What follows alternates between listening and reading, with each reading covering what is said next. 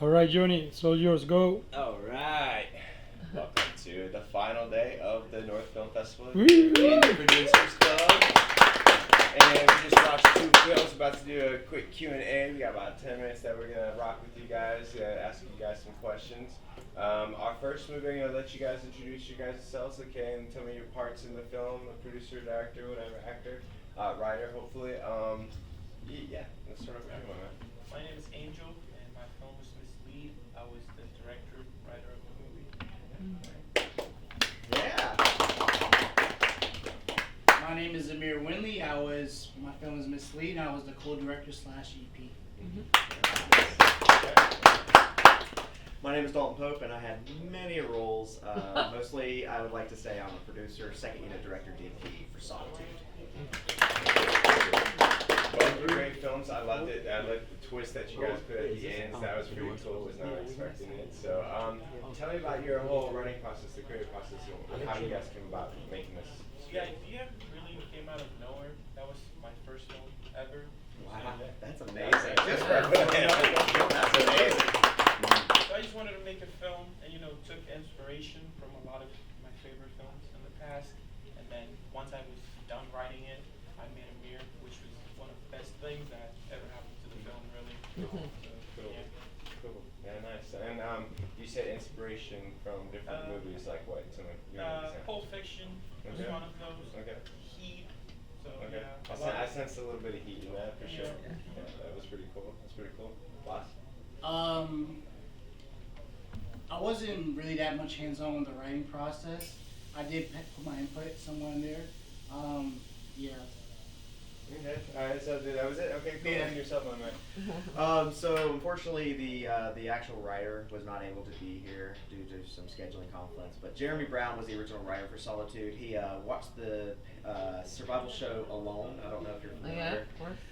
And that heavily inspired him. And him and his wife were watching one day, and Jeremy just goes, "What if there was a Wendigo out there with them?" And his wife was like, "That's our next movie."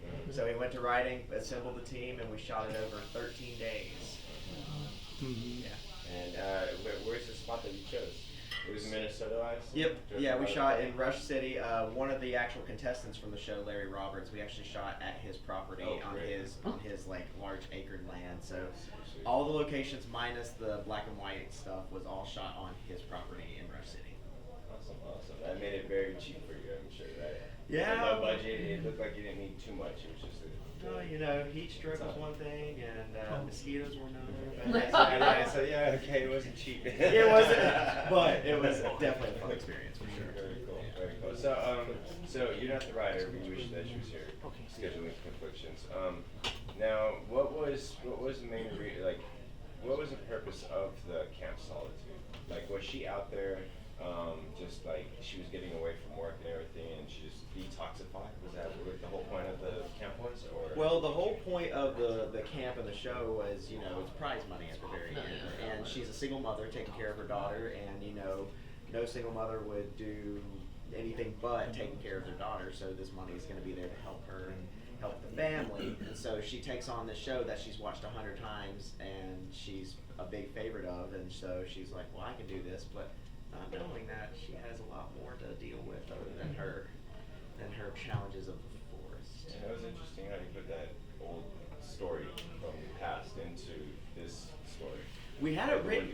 Yeah, we had it written out, and it was basically just her reading in the journal. We were just like, something's missing, and so I pitched to the directors. It was co-directed by Jeremy Brown, the writer, and Nick Strawn, who's an industry titan. He's worked on Blade, Nightmare on Elm Street 3 and 4 as production designer. He's amazing. But I pitched to the guys. I said, we need to shoot the story for real.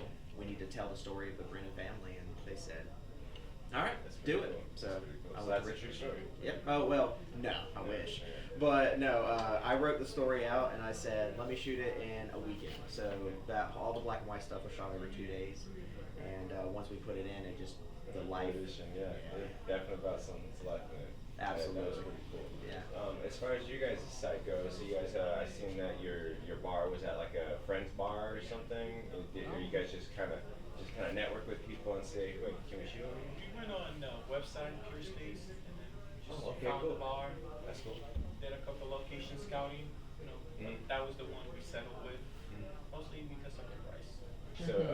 you guys ended up paying? You had a small budget. I mean, in between, like about 8 for the whole thing. Okay. That's cool. That's not bad. And that was pretty much just the rental of the spot, right? I mean, yeah, mostly the That's rental it. and insurance and stuff like that. Absolutely. Now, you had some background in there. Did you have those extras in there, or were those people actually patrons to the bar? Oh no, we booked extras in there. You did? Okay, Yeah. okay. That would have been pretty cool to just kind of show, hey, it's film, and all of a sudden you have some extras, so just be aware. We got guns. Yeah. That'd be kind of freaky, you know? That was pretty cool that you guys had to do that.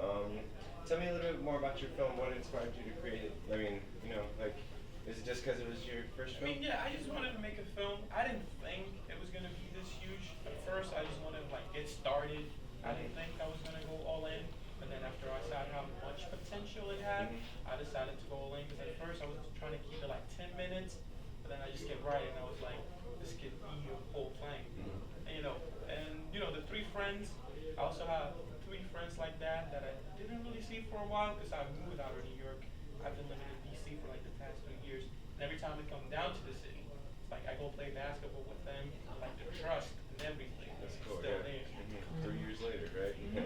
Just 3 like years later. That's cool. And your characters, like, did you write? Did you write it? Yeah, I did. You wrote it. Okay. So, did you write their each character? They had their own little life to them. They had their own little vibe. Did you write that in there, or did you match your writing your character to the person? I mean, mostly came from the actors. We really work with a lot of talented actors. One of them is actually here, Ray John.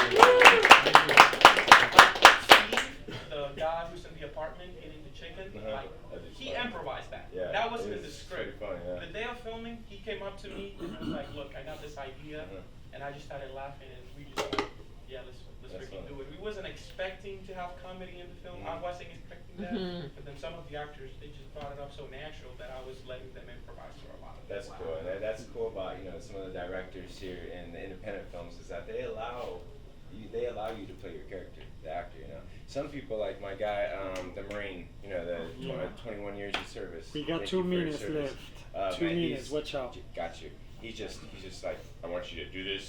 That's it. That's all I want you to do. But you allow them to play it. Yeah, he's still a good guy. I'm not talking crap to the guy.